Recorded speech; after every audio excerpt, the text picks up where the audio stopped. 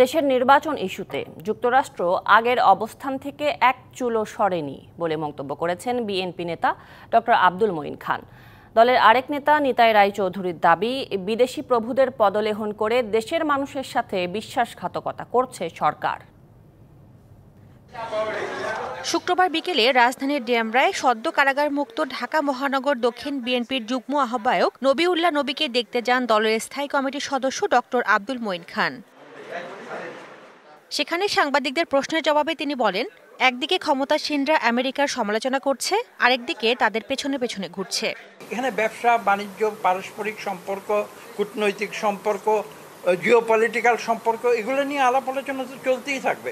এই আলোচনা আমেরিকা বাংলাদেশ সরকারের সঙ্গে করছে বলেই সরকার যদি ভেবে থাকে তাদের এই একদলীয় শাসন, অগণতান্ত্রিক ব্যবস্থা আমেরিকা স্বীকার করে নিয়েছে, এটা তাদের সম্পূর্ণ ভুল ধারণা।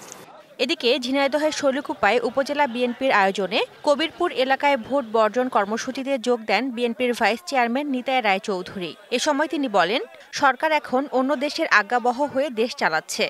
এই সরকার এই দেশে বিদেশি প্রভুদের, আধিপত্যবাদী প্রভুদের তাদের পদলেহন করে বাংলাদেশের জনগণের সাথে বিশ্বাসঘাতকতা করছে, বাংলাদেশের অর্থনীতি ধ্বংস করেছে, বাংলাদেশের রাজনীতি ধ্বংস করেছে, শিক্ষা ব্যবস্থা সম্পূর্ণরূপে ধ্বংসের দ্বারগোড়ায় নিয়ে গিয়েছে। এই সরকার যদি ক্ষমতায় থাকে সব কিছুকে তারা জলাঞ্জলি দেবে। রাষ্ট্রযন্ত্রকে পুরোপুরি দখল করে সরকার দেশকে স্বৈরাচারী রাষ্ট্রে পরিণত করেছে বলেও মন্তব্য করেন তিনি। সমুদ্রের মাঝে নিমজ্জিত হওয়া। Tazmim Mimu, DBC news desk. নগদে ৫০০ টাকা বা তার বেশি পেমেন্টে পেতে পারেন ঢাকায় জমিসহ ২০ কোটি টাকার পুরস্কার।